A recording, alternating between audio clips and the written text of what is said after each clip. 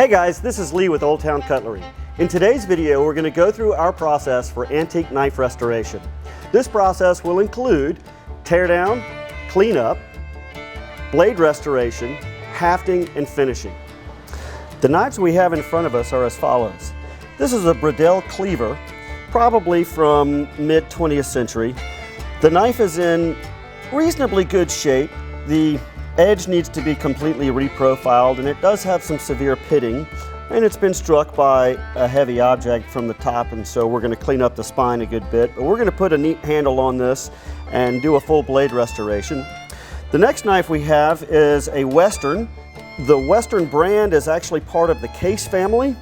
This particular knife was made in Boulder, Colorado. It is a partial leather stack handle that has completely fallen apart and is missing the pommel. So we will do a full blade and handle restoration on that one. The next knife that we have is a K-bar style fighting knife. This knife was actually produced post-war, and it was even made in Japan, but it is a carbon steel leather stack handle, and as you can see, the leather stack is completely shot.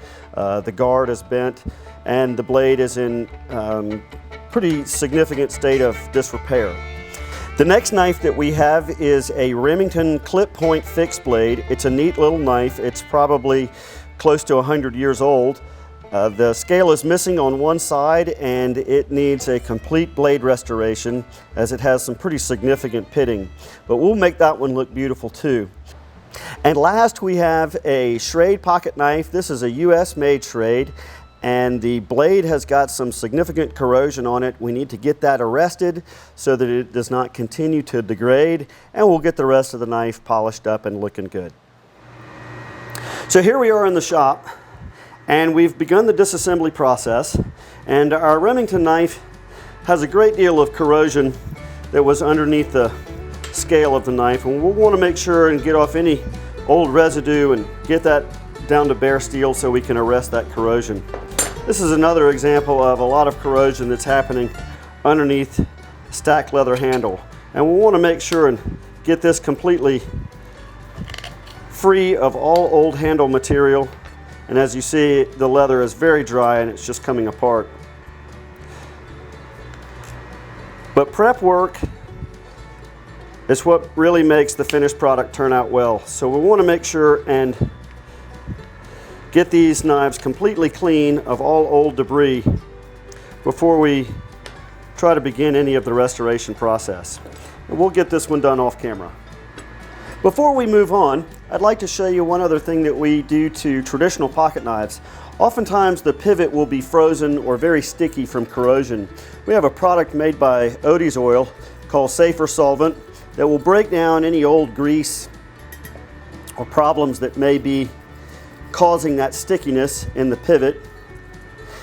It does not hurt any handle materials. Oftentimes we'll just dip it all the way in there, and we'll kind of let that solvent loosen those blades up. We'll let that sit for about a half an hour, and you can even see there's dark stuff starting to run out of it already. So it's a great product to use, safe to use on knives. It's food safe as well. Very, very neat product, and it does a fantastic job. We'll let that sit for a bit. The next step in the process will be to arrest any oxidation or rust that the knife is currently experiencing. For example, in this case, this orange colored rust is fully oxidized and will continue to get worse over time if it's not arrested. So we must get that oxidation all the way down to bare metal. Now this is a good time to stop and mention that we do make a significant distinction between antique restoration and antique preservation. And depending on whether we are trying to preserve a historic antique or to restore a knife to functionality will be dependent on how aggressively we go to the next step. In any case, a surface conditioning belt, otherwise known as a Scotch-Brite belt, is usually what we go to next in order to accomplish this task.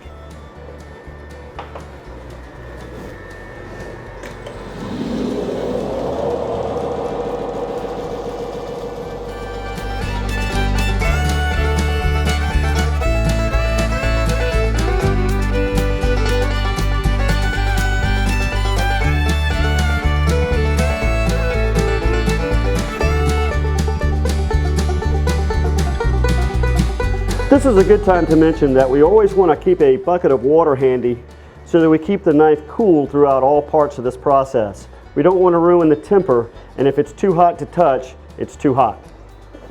Now that we've used our surface conditioning belt, we can see that the pits or oxidation on this knife were pretty deep. So to further grind away metal would only compromise the geometry of this knife, and we don't want to do that. Therefore, this knife is a really good candidate for a forced patina, which involves dipping the steel in an acid that will begin that oxidation process, which we will arrest before it fully turns to rust. That way, the dark pits will blend out with the shinier metal and it will look more normal as a restored piece.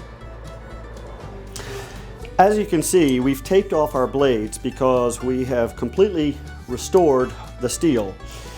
In all of the cases, we have removed all oxidation all the way down to bare metal, and then we have done a forced patina or an acid etch, and we want to protect that at this point because the steel is now in a state of preservation. It should not continue to corrode or oxidize further, and all they need is a final sharpening. So we've got them protected and we're ready for glue up. Okay, so here we are ready for the hafting process. That essentially means putting a handle on a knife and assembling all of the components. We have several different styles that we're going to do here. The first one is a leather stack. So we will be taking these leather washers and individually epoxying them and stacking them together until we get to the pommel. Then we have some other sandwich style full tang knives, and we've selected various different materials. This is a burlap phenolic. We've put a liner and an orange pinstripe. This is some very curly maple with a liner and a blue pinstripe. And then for our cleaver, we have assembled some kind of crazy funky looking stuff, and we've put a spacer in there. So this is going to be really neat when we're done.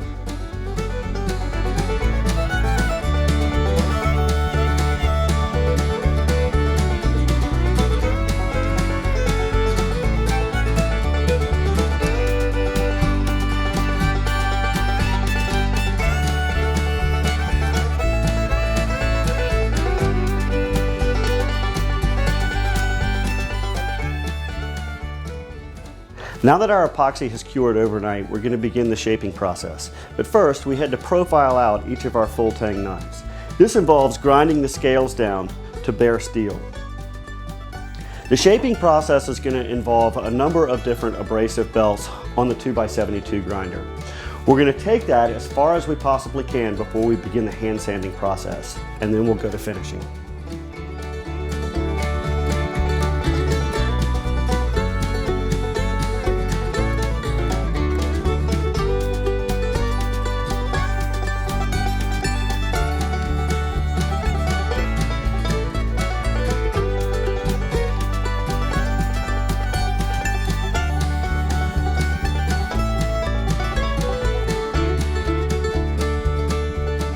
Now that we've completed the majority of our handle shaping on the machines, we're going to move to the hand sanding process.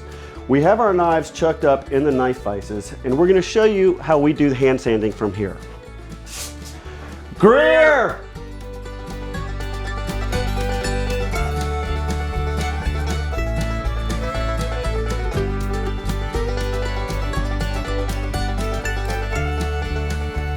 Now that we've completed the hafting and sanding process, we've top coated with a product called Olde oil. This will give it lasting protection. Next on the process is to do our final sharpening.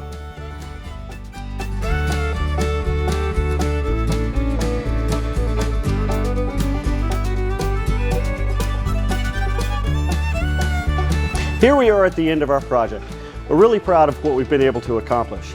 This cleaver was in pretty rough shape, and now it has a beautiful acid washed patina with a handle that's been shaped in 3 dimensions, multi-part layup. The fighting knife here has a new leather stack handle that has been shaped to the same original shape. It should last another 50 or 60 years at this point. This is the Western, and the Western now has a completely replaced handle with orange pinstripes and a pommel that has been shaped into the handle. The little Remington here Now has a three-dimensionally shaped handle and is an absolutely beautiful piece. Lastly, the Schrade Old Timer needed a lot of work on the inside of the back springs. But now the walk and talk is back on the knife and you can hear it snapping shut. Cleaned up very nice. Thanks for watching to the end of our video. If you need any knife restoration or sharpening services, there's a restoration form under the Services tab of our website. If you like the content that you've seen here today, check us out on social media. And as always, thanks for watching.